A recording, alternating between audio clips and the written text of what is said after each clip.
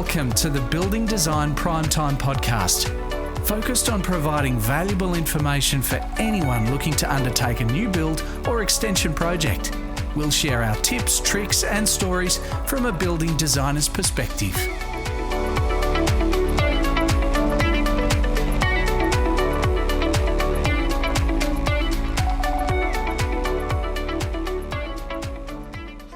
Welcome to the Building Design Primetime Podcast. I'm your host, Amelia, and once again, we're joined by Frank Geskus. Hey, Amelia. Happy Friday. Happy Friday. We again. love Fridays. We do.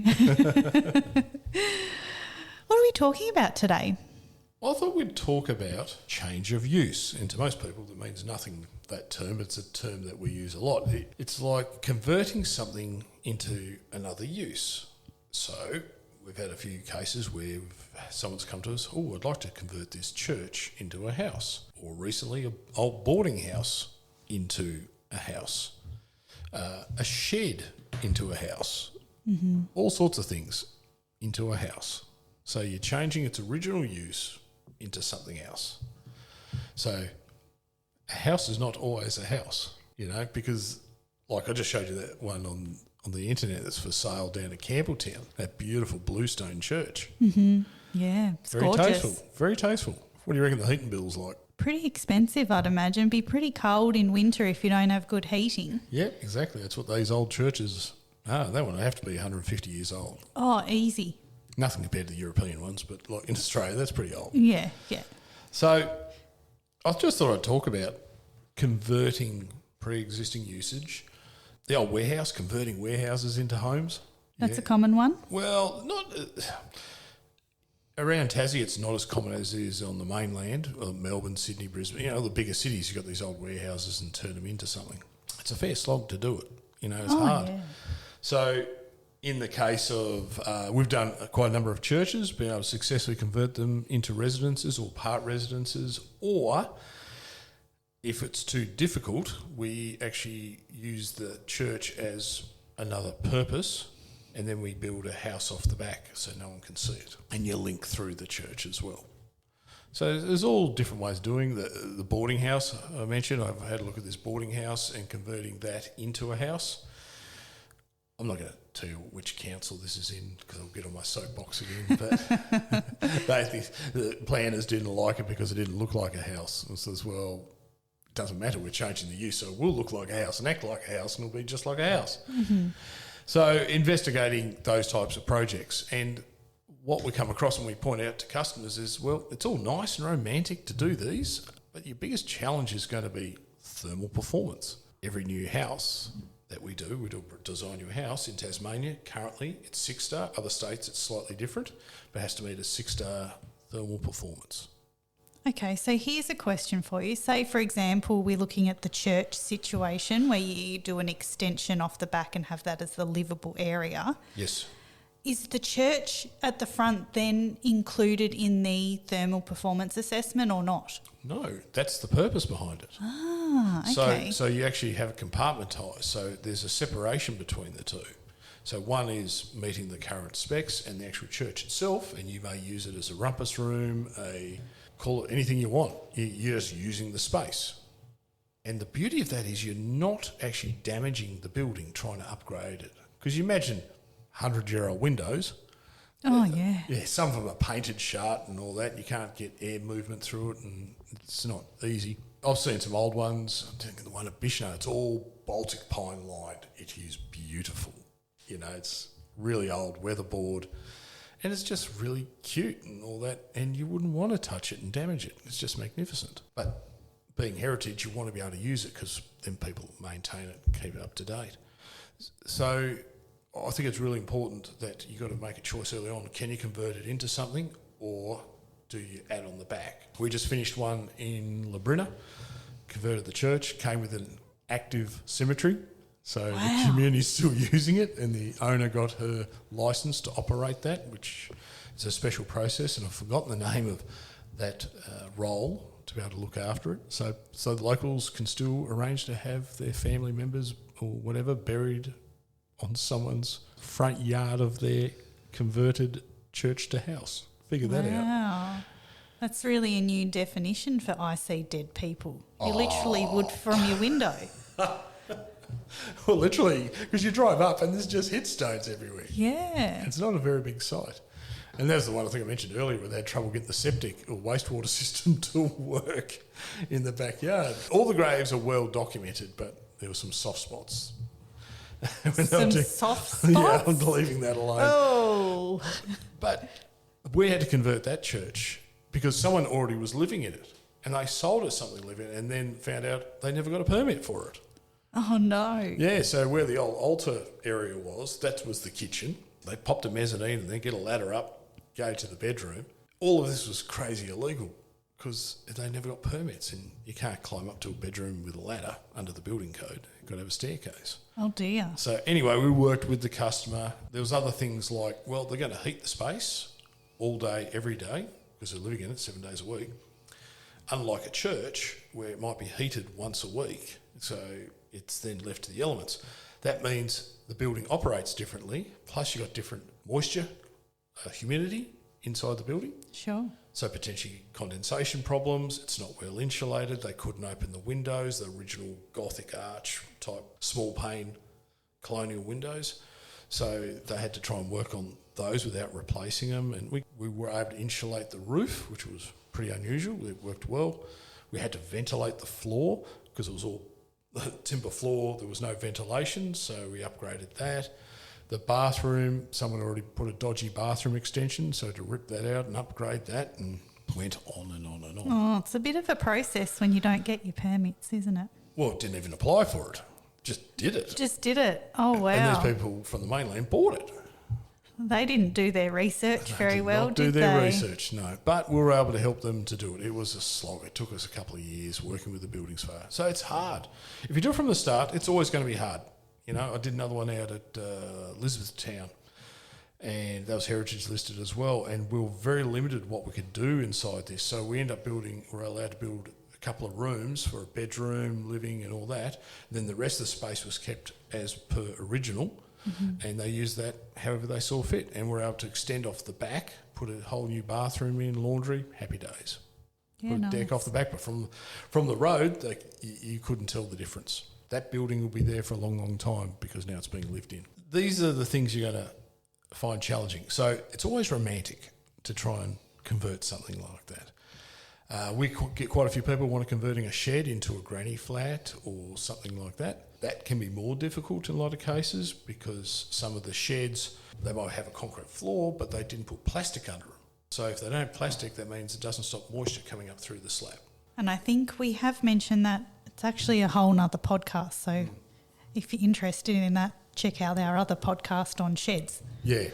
So converting sheds into another dwelling can be very, very challenging. Can be done, but needs to be assessed pretty early on whether it can or can't be. I've had plenty of people want to try and convert them into granny flats, and we've knocked a few back. It's not possible cost effectively. You're better off starting again. Another favourite of mine, and it seems very simple, even you said this, converting a carport into a garage. Yeah, that blows my mind. You would think that is so easy to do, but You'd think so, apparently wouldn't you? not. No. Well, normally most carports, they buy them as a kit and they put them up. All steel, no worries. Now, the design from a wind load point of view, the wind will go through it. You put walls on it, it becomes a big box. You've got and each wall's like a sail. So it's going to put more wind load on the existing structure. So then you've got to look at how do I convert that, how do I change that, and then you find the engineering costs more than a new garage.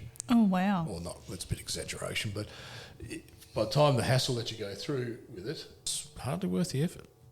Yeah, right. Yeah, people are just trying to make it as cheap as possible, but it's not. It's not simple. Converting of warehouses, that's a really interesting one too. Again, thermal performance. You know, I've had it where they want to use the same stairs. So the stairs don't comply with the current standards outlined under the construction code. Again, the floor. You don't know if the floor is suitable because of it's been used for a different purpose. Has it got plastic on it? Is it waterproof? Is it even level? Bushfire. Yeah, that's a good one. I would never have thought of that. Yeah, you may not. And then putting on new bathrooms and stuff like that through them. And that's not unusual. You go put new bathrooms in. But then you're cutting up the floor, trying to get the plumbing to work. So there's lots of things to be considered when you're trying to convert something in a different building use class. Now, here's the interesting one, planning approvals. You may want to change the use, but are you allowed to under the zoning? Yeah, so you've got to look up the Tasmanian planning scheme. Yep, exactly. Or on plan build, you can go through that to have a bit of a look and then lead you on to greater detail. So you can see you can get caught out. Another favourite of mine is converting, really old 100, 120-year-old weatherboard homes, like nice big homes, and they've been made into multiple residences. It's a lot of uni students used to use them and stuff. Yes. And trying to convert them back can be really hard. Really? Yeah, because sometimes they've done them properly and they're putting walls in their firewalls. And they've actually, when you do a firewall, the structure has to be discontinued. Can't go through the wall. So then if one side burns down, it burns, but it doesn't burn the other side down. That's why you cut the structure right down through the middle. So by doing that, you've got to then pull the wall out, then you've got to re-support everything. So it can be very difficult. Yeah, so it doesn't always sound like the most cost-effective option. No, converting offices into residences. We do that in Launceston a fair bit, Hobart, where you got lots and lots of shops and you've got all this space up on top. So then you've got two different building classes, top and bottom. Now, to meet the current regulations, you need fire protection, fire resistance from the bottom level going up, and you need acoustic protection from each level. So someone downstairs, let's just say it's a shop or if it's an office, they don't want to hear someone upstairs walking around. So that's like that hard mechanical noise, but walking or dropping something or whatever it may be. But also you don't want to hear the noise generated by talking or by TVs. Their favourite Nickelback song. Oh, of course. And that's actually harder to meet. Really? Yeah, rather than the fire. It's quite a common thing to do, to put residents above offices, and there's nothing wrong. It's a great idea. You're building these little studio apartments. The stairs have to be fire isolated. There's quite a bit in that. Yeah, big process by the sound of it. It is. We've done it quite a number of times and it's worked really well, multi-class. But then we just did one recently and they were about to go for the residential, but they found that there was lack of office space. So they quickly changed back to go to office space again. Yeah, right. So then you got the same class on top of each other, so you don't have to meet as stricter regulations. So the upper story office to residential conversion, that's been done heaps around town here in Launceston to get that inner city living going, and the council's really pushing to have that done. But there's a lot of work to go ahead to do that. But at the price of housing, it can actually work very well. Yeah, right. Yeah. So, lots of different types of buildings we convert to houses.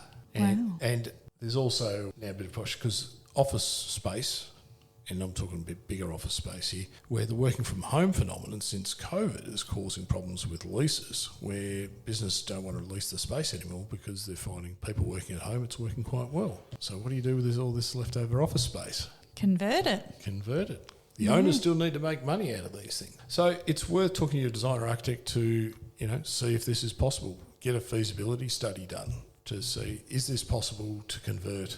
This I found looks awesome. Is it a church? Is it a warehouse? Is it whatever?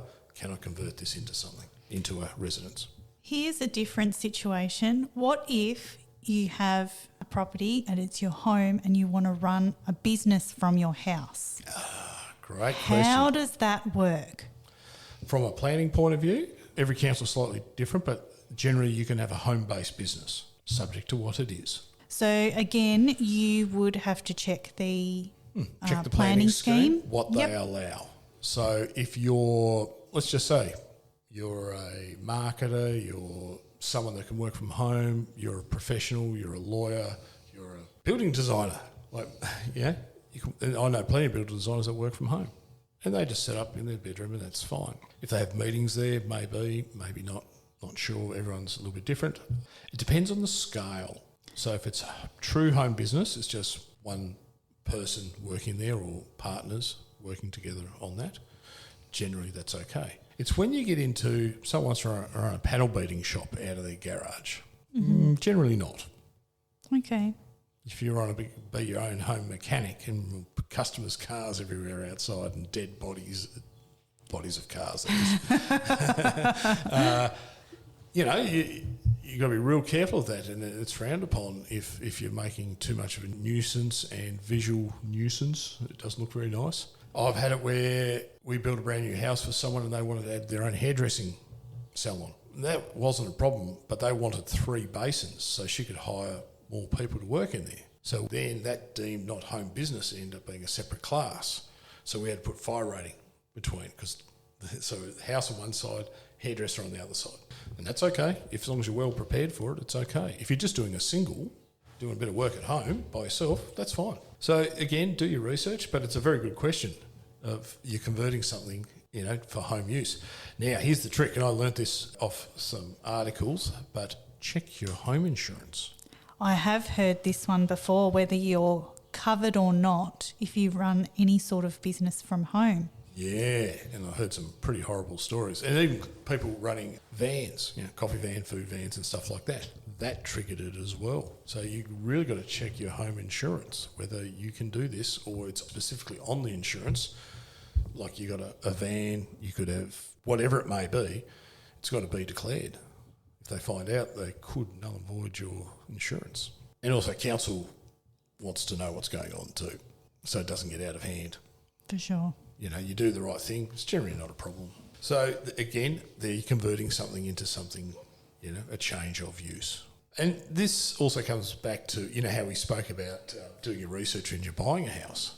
Yeah. Or buying a premises. Definitely. Is it suitable for the intended purpose, or what they've claimed the purpose is? That's a really good point. Because I've seen it on light industrial sites where there's a big shed there, they run their business out of there, and they've got the house on the site. Has it actually been approved that way? Again, lots and lots of research, and we keep banging on about this, don't we? We do, every week. Because you don't know what you don't know, and it breaks my heart when people buy stuff and they haven't researched it properly. And it could be this purely, I can run my business from here, I can do this, consolidate everything, be great. And you've assumed what you've bought based on the information of the real estate agent, and I'm not having to dig a real estate agents here, because as far as they're concerned, all the permits should have been done and approved. Go talk to the council, get permission to look at all the permits. You have to do that without a doubt. Never assume that it's correct. And if you want to convert something, like a boarding house or a warehouse, come and see us. We can do feasibility studies. We do lots and lots of feasibility studies for people. Just, can I fit a unit in the back, for investors, do a granny flat? Can I convert this? We do lots for commercial people. Like, this is going the other way. We're converting a house into a commercial, i.e. a medical centre. Oh, yes, I have seen that done before. Turn to doctors, psychiatrics, physio, podiatrists, doesn't matter. And we've done stacks of those. Hard work, because then you're converting from a house, which was fine, you're converting commercial, which means you need to meet the access to premise standard, which means the disability access into the building and in all areas of the building. Right. So your door widths have to be a certain width, your hallways. There's a whole bunch of regs you've got to meet, and most houses will not meet the requirements. Accessibility might be different. Well, that's it. No, that's it. It's accessibility, access all areas. Yeah. And you can't discriminate, nor should you. Everyone's got the right to be able to get into a public building with someone with services. Someone's got the right to be able to work there with some level of disability, and they should be able to access all parts, whether, to every meeting room, office, toilets, kitchenette, waiting area, reception area, parking, inside, outside, from the street, in, all these things. And we see a lot of people invest, wanting to do houses into commercial premises, not thinking about this type of stuff and getting themselves into a real bind. Yeah, right. And it's a tough conversion. Yeah, I can imagine. Yep. Longer process, get through everything. Very much so. And they've got different thermal performance requirements there as well. But it's the access is your big one. Yeah, so again, talk to your designers, architects, building surveyors. They should be able to assist you with it. They should be able to write a report to saying whether you can do something or not. All right, well, let's wrap up with some take-home points. You've sort of made a few already there. So what's the first thing anybody should do if they're looking to change the use of a building? Do you think a feasibility study is the best option 100%. as a first point of contact? So you're paying someone to do the research on converting something And then they can look from a planning point of view, building point of view, and any other regs or overlays that the council may have under the planning scheme. So that will hopefully bring up any potential red flags. Totally. Now, are those red flags easy to deal with? Yes or no? And that's what, a feasibility study should be able to give you. And please be aware, there's plenty of professional planners that do this really well, but from a planning perspective. Not all of them can do it from a building perspective as well, which are two very different things. So you need a combined report. Okay. Yeah. And same with, if you go to a building surveyor, they can't necessarily comment on the planning. It's usually the architects and building designers can assist with both. In a lot of cases, if we find it really complicated, we will engage a building surveyor in their expertise to write a report on our behalf on that. Even sometimes need to get a fire engineer involved. Wow. Yep. Or a bushfire assessor. Say, hey, can you make comment on this? Is this going to be a problem or not? So, and that's why feasibilities are worth the money to do before you purchase something. Or if you already own it and you're thinking of doing it. You're well informed before you get into it. Now, I suppose that's the case. You've got to be well informed because it's a lot of money to change things.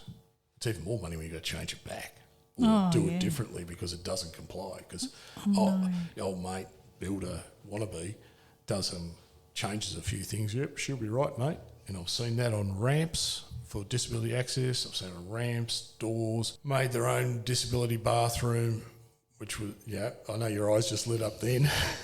This is when the conversion of house to commercial, I've seen some shockers. Oh dear, so obviously some of the tradies don't know either. Well, a lot of tradies do, but there are some that aren't, and they haven't asked. No different with someone converting a shed into, a house or something like that. They haven't done things quite right. But most builders know what they're doing, but a builder shouldn't actually have started without a permit. That's very true, yes. So that sends alarm bells with me straight away. If a builder's done some work and they don't have a permit to produce to do the work, something dodgy going on there. So to make it pretty clear, any change of use will trigger needing a permit. Yep. Yep. In one way or another. So it might be easy, it might be hard. You don't know until someone investigates for you. Any other take-home points? Don't buy something that they tell you what it is without doing your research. So if they reckon you've got a home-based business or they've converted something, get the documents, get the permits. Again, I've seen that as well. People bought this, think they could run their business and they can't. And then it's shattering. And it's awful when they've, got all these dreams in place of what they want to achieve and they can't actually do it. Yep. Awful. And it happens, I'm afraid, because they're not checking and they listen to everyone else bar the professionals. But that's really the takeaway. Talk to the professionals. All right. Talk to the professionals. Do your research. Come and see us. We'll do a feasibility study for you if you need. And we might wrap it up there, Frank. Happy Friday and thanks for listening to the Building Design Primetime Podcast. Catch you later.